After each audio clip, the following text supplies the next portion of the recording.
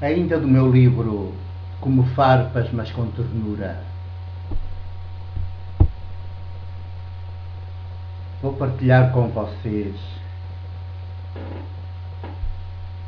3 textos poema, todos com o mesmo título. O título Orar, por isso fica Orar 1, Orar 2, Orar 3. Completam-se. Há uma certa progressão do primeiro ao terceiro na compreensão do que é orar, ao jeito de Jesus, não ao jeito dos pagãos.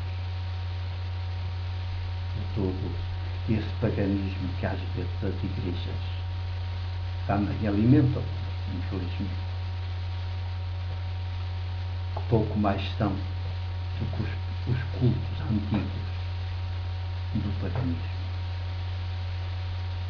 para a vergonha delas e para a desgraça da humanidade. Então, o primeiro texto do poema, Orar 1.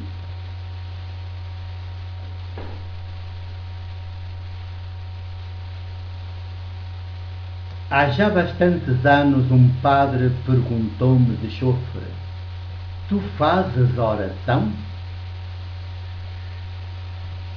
Havia já vários dias que estávamos ocupados numa atividade conjunta em terras do Brasil e ele não me via nunca a rezar o breviário, nem o terço, nem a fazer qualquer das tradicionais formas de oração. Nem sequer ao deitar partilhávamos com outras pessoas uma enorme camarata e a cama dele ficava mesmo ao lado da minha. Nem sequer ao deitar ele me via a fazer o sinal da cruz ou a ajoelhar junto da cama, como ele fazia. À pergunta dele respondi com uma sonora gargalhada e depois acrescentei sempre sorridente: sabes, em vez de eu fazer oração, procuro que seja a oração a fazer-me a mim. O meu colega padre ficou surpreendido e não sei se entendeu até ao fundo a minha posição. Mas é assim que procuro ser, viver, como presbítero da Igreja do Porto. A oração é que me faz.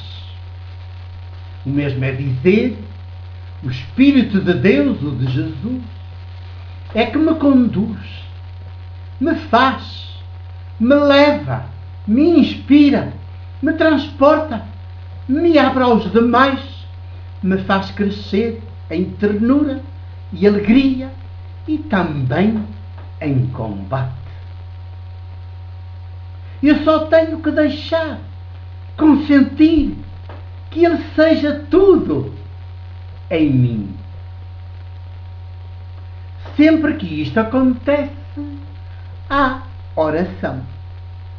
De contrário, há ruído, exibicionismo ou simplesmente preguiça.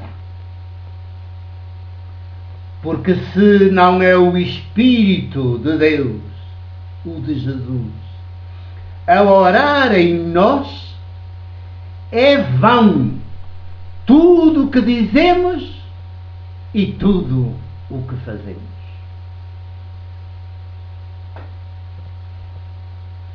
Agora, orar 2. Pelo menos nós, os de Jesus, devíamos saber por Jesus, o de Nazaré, que orar não tem nada a ver com dizer palavras muitas palavras, como quem tenta convencer Deus. Isso fazem os pagãos, diz Jesus. Isso fazem as religiões e os sacerdotes ou os pastores que estão à frente das religiões e tiram não pouco proveito delas. Nós, as de Jesus, os de Jesus, não temos uma religião. Por isso, não dizemos nem fazemos orações.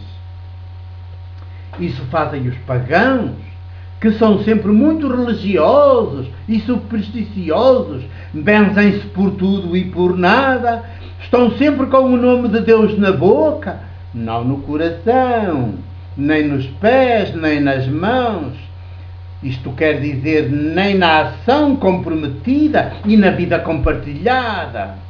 Repetem fórmulas decoradas na infância, fazem promessas.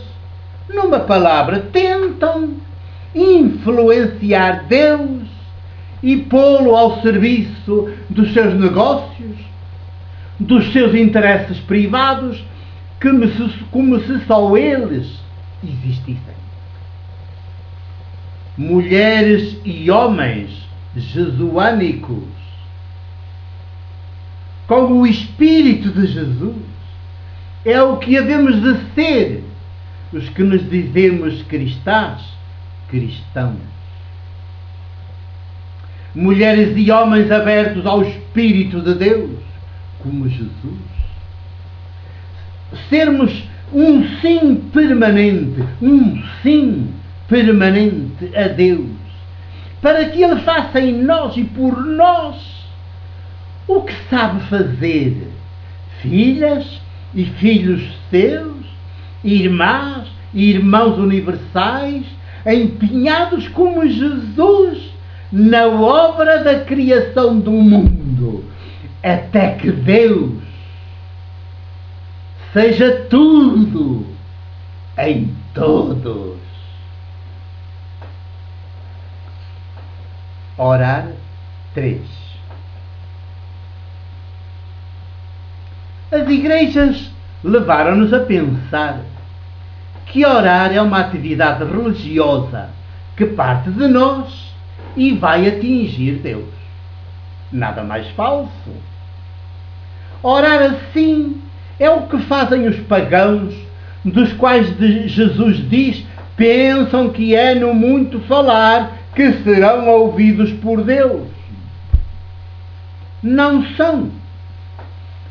Porque Deus, o Deus que eles tentam atingir e tornar favorável aos seus negócios, não existe, a não ser como projeção das suas fragilidades e impotências. Orar só pode ser uma ação de Deus em nós.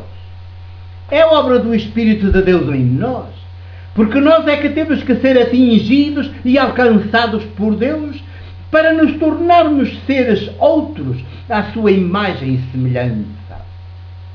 Não é Deus que tem que se tornar favorável aos nossos negócios. Somos nós e os nossos negócios que têm que se tornar favoráveis a Deus.